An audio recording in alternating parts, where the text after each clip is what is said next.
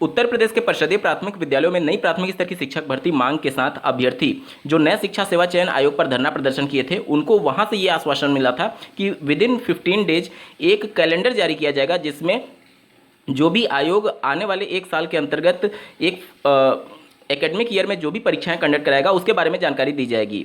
यहाँ पर 15 अगस्त का वो टाइम पीरियड खत्म हो रहा है, उसी के बीच में आयोग के द्वारा क्या कुछ कदम उठाए जा रहे हैं इस पर नज़र रखना आपके लिए बेहद जरूरी है। इसके साथ ही साथ शिक्षा जगत से जुड़े कुछ महत्वपूर्ण खबरों पर भी डिटेल में बात करेंगे, अंत तक जरूर जुड़े रहिएगा। नमस्कार दोस्तों, मेरा नाम है नीरज, आप देख रहे हैं कैरियर बिट यूट्यूब चैनल। अगर आप इस चैनल पर पहली बार विजिट कर रहे हैं तो इसको सब्सक्राइब करते हुए बेल आइकन को प्रेस करना ना भूलें। स्क्रीन पर आप एक आर्टिकल देख पा रहे होंगे, शिक्षा सेवा चयन आयोग में होगी प्रशासनिक अधिकारियों की तैनाती। 55 अस्थायी पदों पर यहाँ पर एडहाक बेसिस पर यहाँ पर हायरिंग की जाएगी। एक प्रशासनिक अधिकारी होगा और इसके अलावा 55 अस्थायी पद होंगे जो कि 28 फरवरी 2025 तक इनका कार्यकाल रखा जाएगा। और ये जो भी होंगे ये सब कुछ एक थर्ड पार्टी के तहत इनको हायरिंग किया जाएगा। और यहाँ पर कितने पद किसके होने वाले हैं आप अपने स्क्रीन पर देख पा रहे होंगे। अगली खबर भी नए शिक्षा सेवा चयन आयोग से जुड़ा हुआ ही है, आप स्क्रीन पर देख पा रहे होंगे। नई गाइडलाइन से कराई जाएगी लंबित भर्ती परीक्षाएं। अशासकीय महाविद्यालयों और अशासकीय माध्यमिक विद्यालयों में वर्षों से लंबित शिक्षक भर्ती परीक्षाएं भी शासन की ओर से जारी नई गाइडलाइन के अनुसार कराई जाएगी। इसके लिए उत्तर प्रदेश शिक्षा सेवा चयन आयोग ने जरूरी प्रक्रिया शुरू कर दी है और अलग से बजट का इंतजाम किया जा रहा है। आपको ज्ञात होगा जो टीजीटी पीजीटी की परीक्षा अभी होना प्रस्तावित है, सबसे पहले आयोग टीजीटी पीजीटी और जो एक तरीके से असिस्टेंट प्रोफेसर की भर्ती प्रक्रिया अभी लंबित है, उन दोनों पर इनकी कार्रवाई तेजी से होने वाली है। आप देख सकते हैं नए दिशा निर्देश के तहत प्रश्न पत्र अब 2 प्रिंटिंग प्रेस में छपवाने होंगे। परीक्षा केंद्रों की निगरानी सीसीटीवी कैमरे से होगी। इसके लिए अलग से कंट्रोल रूम बनाया जाएगा। परीक्षा में शामिल अभ्यर्थियों की बायोमेट्रिक हाजिरी ली जाएगी और आइरिस कैप्चरिंग के जरिए उनकी पहचान की जाएगी। प्रश्न पत्रों को भी कई स्तरीय सुरक्षा वाले बॉक्सों में रखा जाएगा। परीक्षार्थी की संख्या 5 लाख से अधिक होने पर परीक्षा कई पालियों में करानी होगी। इस तरह कई अन्य व्यवस्थाएं भी करनी होंगी और इनके लिए अतिरिक्त बजट की जरूरत पड़ेगी। इसके लिए अभी से प्रयास शुरू कर दिया गया है और शासन को भी पत्र भेजा गया है। शिक्षा सेवा चयन आयोग को 2 बड़ी परीक्षाएं करानी है जो 2 साल से लंबित है। इनमें से अशासकीय महाविद्यालयों में असिस्टेंट प्रोफेसर के 1017 पद और अशासकीय महाविद्यालयों में टीजीटी पीजीटी के 4163 पदों पर भर्ती शामिल है। सूत्रों का कहना है कि गैर वेतन मद में आयोग बजट आवंटित किया जाएगा। तो यहाँ पर अगर आप देखें तो अभी आयोग का पूरा फोकस असिस्टेंट प्रोफेसर वाली भर्ती और जो टीजीटी पीजीटी की भर्ती है उसकी परीक्षा कराने पर टिका हुआ है। चलिए बढ़ते हैं अगली खबर की तरफ। आप अपने स्क्रीन पर देख पा रहे होंगे, लखनऊ से एक खबर प्रकाशित हुई है, बच्चों को पढ़ाने के लिए मानदेय पर रखे जाएंगे रिटायर्ड शिक्षक। क्या है पूरा मामला, तो आपको ज्ञात होगा शारदा कार्यक्रम के तहत आउट ऑफ स्कूल बच्चों को शिक्षित करने के लिए रिटायर शिक्षकों की यहाँ पर उनसे सेवा लिए जाने की तैयारी चल रही है। अब ये आउट ऑफ स्कूल कौन से बच्चे को माना जाता है, तो ऐसे बच्चे जिन्होंने बीच में ही पढ़ाई छोड़ दी है या फिर अपना किसी भी कारणवश वो स्कूल छोड़ दिए हैं, उन लोगों को पढ़ाने के लिए यहाँ पर रिटायर्ड शिक्षकों की अस्थायी रूप से मानदेय पर रखा जाएगा।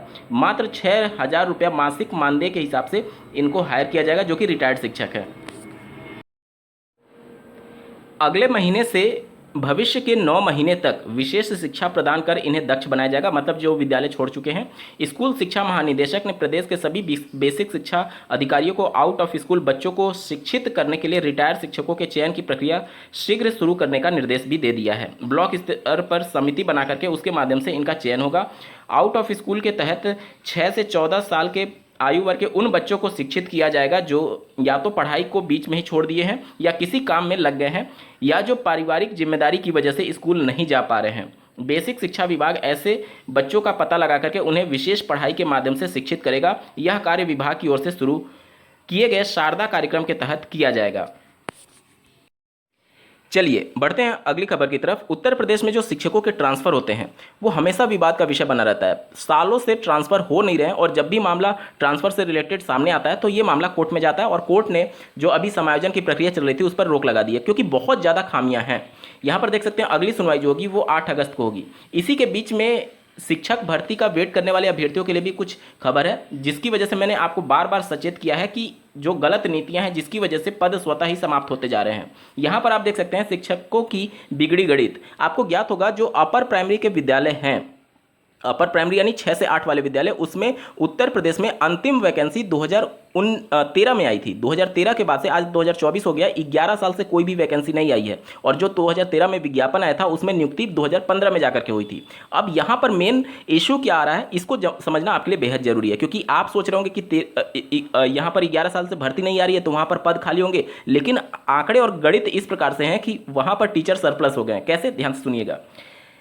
परिषदीय स्कूलों में जिलों के अंदर तबादले और समायोजन ने शिक्षकों की गणित बिगाड़ दी है। शिक्षकों का कहना है कि प्राथमिक और उच्च प्राथमिक विद्यालयों का संविलयन होने पर कंपोजिट विद्यालयों में प्राथमिक के प्रधानाध्यापक को सरप्लस होने के कारण उसी विद्यालय में उच्च प्राथमिक में सहायक अध्यापक के पद पर समायोजित कर दिया गया है। अब ये मामला क्या है, जैसे मैंने आपको बताया था कि अगर एक ही परिसर में प्राथमिक और उच्च प्राथमिक दोनों विद्यालय हैं तो दोनों को आपस में मर्ज कर दिया गया।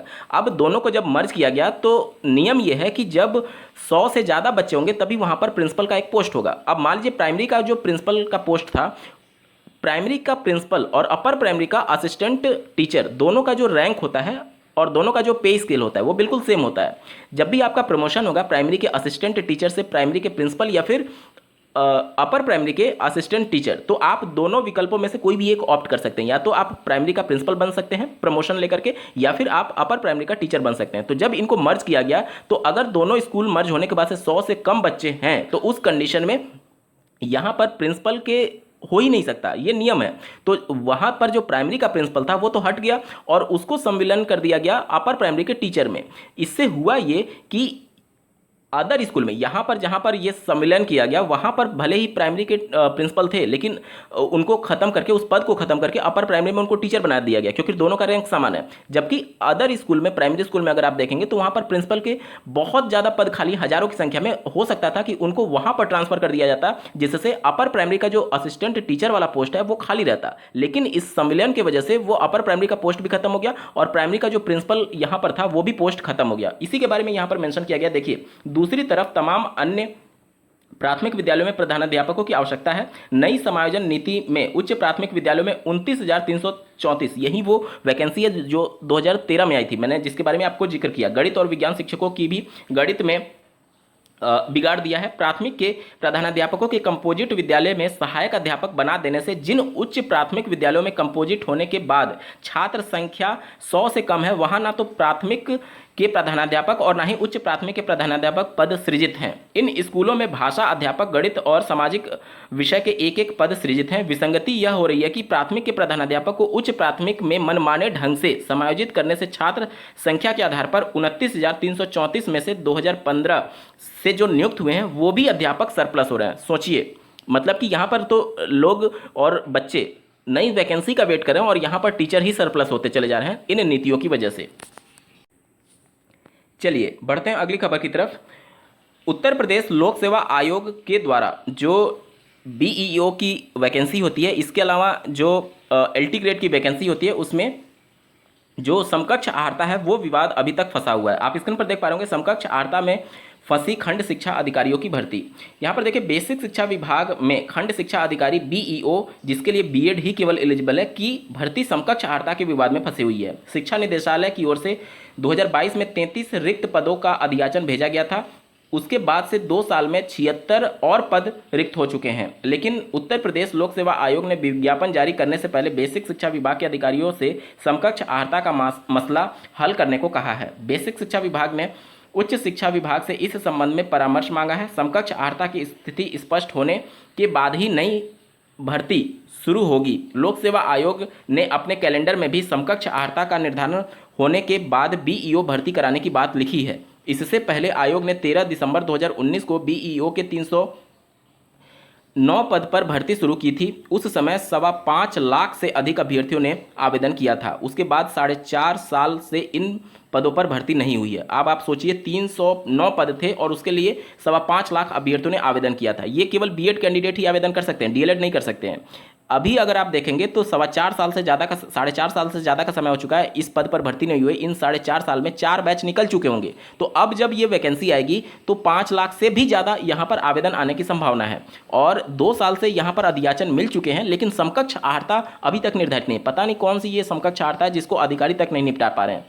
निश्चित तौर पर इस पर फोकस करना बेहद ज़रूरी है, और अगर नहीं हो पा रहा अधिकारियों से तो सरकार को इसमें इंटरवेन करने की बहुत ज़्यादा ज़रूरत है, क्योंकि आप यहाँ पर 4-4 साल से भर्ती नहीं कर पा रहे हैं सिर्फ एक समकक्ष आर्ता की वजह से, और लाखों बेरोजगार बैठे हुए हैं, इंतजार करें कि कब वैकेंसी आएगी। चलिए बढ़ते हैं अगली खबर की तरफ। आप अपने स्क्रीन पर देख पा रहे 67 जिलों के 1174 केंद्रों पर होगी सिपाही भर्ती परीक्षा। पेपर आउट होने की वजह से पेपर कैंसिल कर दिया गया था और अब ये री एग्जाम कंडक्ट कराया जा रहा है। यहाँ पर देख सकते हैं सिपाही भर्ती व ARO पेपर लीक के 2 आरोपियों की 1 करोड़ की संपत्ति जब्त। अब आपको ज्ञात होगा उत्तर प्रदेश समेत देश भर में पेपर लीक से कड़े कानून बनाए गए हैं, और उत्तर प्रदेश की जब बात की जाती है तो यहाँ पर 1 करोड़ के जुर्माने के साथ उम्र कैद की भी सजा का प्रावधान किया गया है। तो इन सभी चीज़ों को लेकर के उम्मीद की जा रही है कि इस बार शायद पेपर सही ढंग से हो पाए, लेकिन कुछ असामाजिक तत्वों के द्वारा निश्चित तौर पर ये सभी चीज़ों में सेंध जरूर लगा दी जाती है। तो इस बार बहुत अच्छे कदम उठाए जा रहे हैं। उत्तर प्रदेश राज्य सरकार के द्वारा जो कानून लाया गया है, जिसमें पेपर लीक को रोकने के लिए बायोमेट्रिक और इस प्रकार के आइरिस कैप्चर जैसी व्यवस्था की जा रही है। चाहे आप शिक्षक भर्ती की बात कर लें, जैसे आयोग नया शिक्षा सेवा चयन आयोग है, वो भी इन सभी चीज़ों को लागू करने की बात कर रहा है, और सभी परीक्षाओं में इस प्रकार की चीज़ें होनी चाहिए जिससे बायोमेट्रिक आइडेंटिफिकेशन हो पाए कि वाकई में वो बंदा है जो अप्लाई किया था या फिर उसकी जगह पर कोई दूसरा बंदा परीक्षा दे रहा है। और पेपर लीक से संबंधित रोकने के लिए कड़े कानून निश्चित तौर पर कारगर साबित जरूर होंगे, लेकिन इससे भी कारगर तब होता जब आप अभ्यर्थियों के मन में ये विश्वास उत्पन्न कर पाते कि हम हर साल वैकेंसी देने जा रहे हैं। हर विभाग में आप 10 ही वैकेंसी निकालिए, लेकिन कम से कम हर साल जब वैकेंसी आएगी तो इससे ये होगा कि इस बार अगर मेरा नहीं हो रहा है तो चलिए अगले साल मेरा होने का संभावना रहेगा। यहाँ पर सालों साल वैकेंसी नहीं आती है, जिसकी वजह से बेरोजगार अभ्यर्थी ये सोचता है कि कैसे भी करके मेरा हो जाए। तो निश्चित तौर पर कड़े कानून के साथ साथ हर एक साल हर विभाग में आप 10 ही वैकेंसी दीजिए, लेकिन वो एग्जामिनेशन कैलेंडर में वो शामिल होना चाहिए कि हम इस विभाग में इतनी भर्ती देने जा रहे हैं, और वो हर साल आना चाहिए। ऐसा नहीं कि पंचवर्षीय योजना बना दिया गया। उत्तर प्रदेश में शिक्षक भर्ती की बात करें तो 6 साल से नहीं हुआ है। अपर प्राइमरी की बात करें तो वो 11 साल से भर्ती का विज्ञापन जारी नहीं हुआ है, जबकि हजारों की संख्या में यहाँ पर टीचर रोज रिटायर हो रहे हैं। अगर आप 1 साल का आंकड़ा देखेंगे तो यहाँ पर 10 से 15 हज़ार एवरेज यहाँ पर टीचर रिटायर हो रहे होते हैं।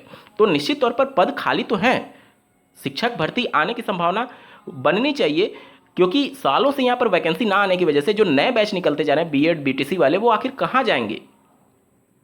अगर आप प्राइवेट में देखेंगे तो 5,000 6,000 वहाँ पर सैलरी दी जाती है टीचर्स को। क्या 5,000 6,000 में आज के डेट में इतनी महंगाई में वो अपना घर चला पाएंगे? बहुत दयनीय स्थिति है, और खास करके जब बात की जाती है उत्तर प्रदेश की। इस वीडियो को देखने के लिए आपका बहुत बहुत धन्यवाद। भगवान करे आपका दिन शुभ हो।